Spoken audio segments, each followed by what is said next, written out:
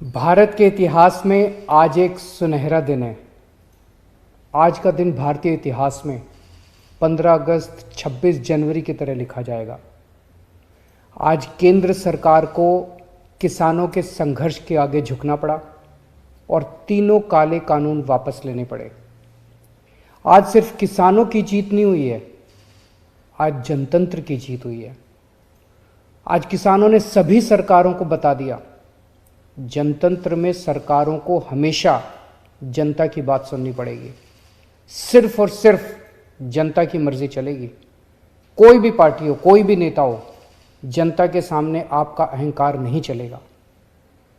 ये एक ऐसा संघर्ष था जिसने पूरे देश को एक कर दिया। इस लड़ाई में किसानों के साथ साथ मजदूरों, युवाओं, महिलाओं, आढ़तियों, दुकानदारों ने सबने हिस्सा लिया। पंजाब हो या यूपी, बंगाल हो या केरल, पूरा देश किसानों के साथ खड़ा था। देश विदेश में रहने वाले सभी भारतवासी एक हो गए और इन सब ने मिलकर आज इतिहास रचा है। जिन्होंने धर्म जाति से ऊपर उठकर एक साथ सड़क पर तीनों काले कानूनों के खिलाफ ये लड़ाई लड़ी और आखिर में केंद्र सरकार को उनके आगे झुकना पड़ा, इन सभी की आज जीत हुई है। पूरी दुनिया के इतिहास में शायद ही इससे बड़ा या इससे लंबा कोई आंदोलन हुआ होगा। इतनी शांतिपूर्वक तरीके से इतने लाखों लोगों ने संघर्ष किया, कड़ी धूप में, ठंड में, बरसात में, पीछे नहीं हटे।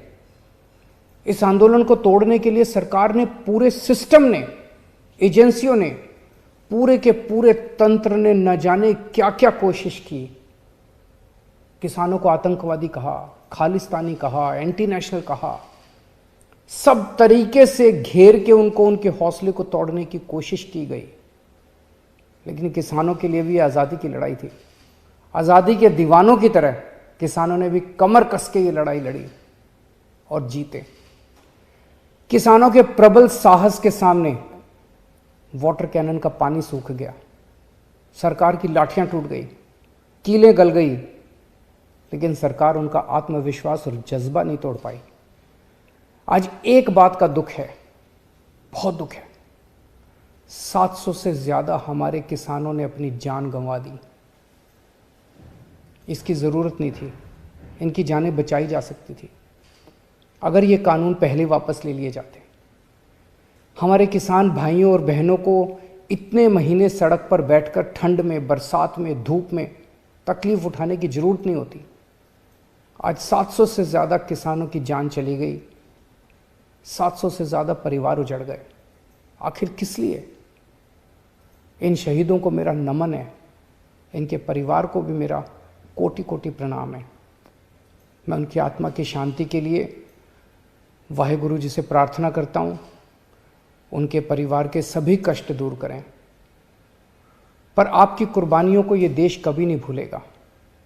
आज का दिन हमारे देश के बच्चों और नौजवानों के लिए एक सीख है कि अगर सही नीयत से, शांतिपूर्ण तरीके से संघर्ष करो, फिर चाहे मंजिल कितनी भी कठिन और दूर क्यों ना हो, सफलता मिलती ही है।